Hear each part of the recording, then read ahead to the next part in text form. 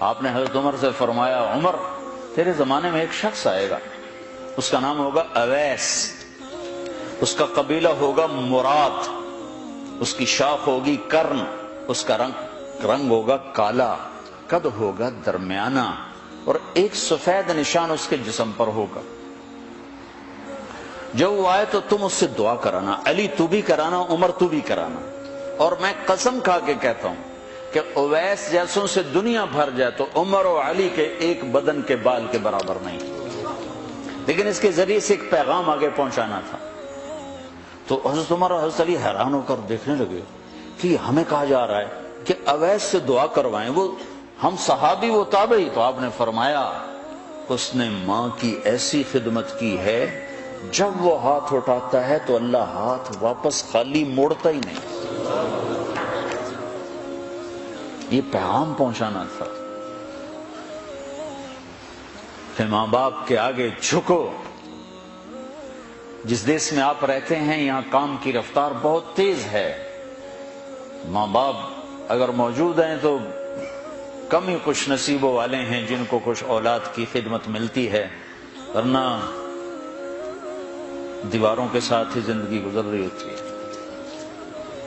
تو عمر رضی اللہ عنہ جب خلیفہ بنے تو ہر سال حج کرتے تھے، ہر سال ان کو ڈھونڈواتے۔ اب مجھے یہ نہیں پتا درمیان کے کوئی سال ہوں گے کہ ایک سال آپ نے حج پر سارے حاجی اکٹھے کر لیے، ایسے اپنے سامنے کا کھڑے ہو جاؤ بھائی، سب کھڑے کر لیے، کہنے لگے بیٹھ جاؤ سارے یمن والے کھڑے رہو، تو سارے بیٹھ گئے، یمنی کھڑے رہے، کہ سارے یمن والے بیٹھ جاؤ، قبیلہ مراد والے کھڑے رہو، تو سارے یمنی بیٹھ گئے، مراد والے کھڑے رہے۔ اس سال میں یمن گیا جماعت میں تو اویس کرنی کے گاؤں گیا، ان کی جگہ پیدا ہوئے، جو ان کا قبیلے کے لوگوں سے ملا، اس علاقے سے گزرا، دیکھا کہ اچھا یہاں وہ ہستی پیدا ہوئی تھی۔ خشک پہاڑ ہیں، بالکل خشک پہاڑ۔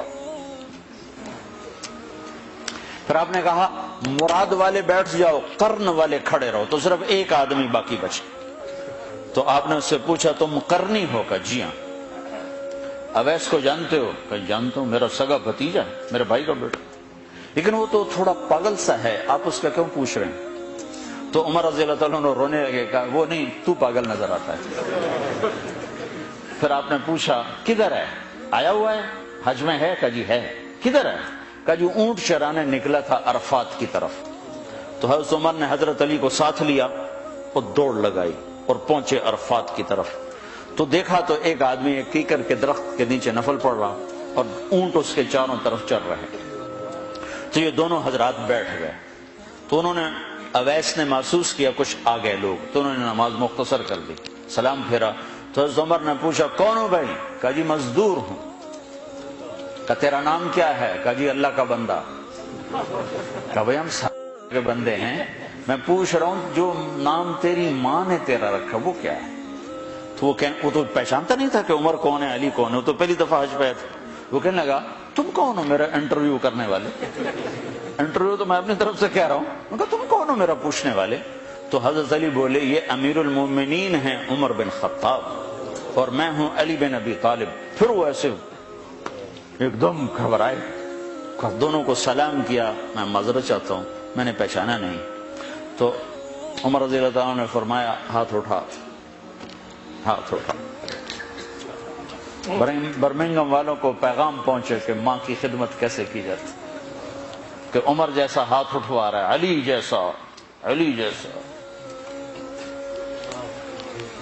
تو وہ کہنے لگے میں آپ کے لیے کیسے ہاتھ اٹھاؤں، میری اوقات ہے کہ میں آپ کے لیے دعا کروں؟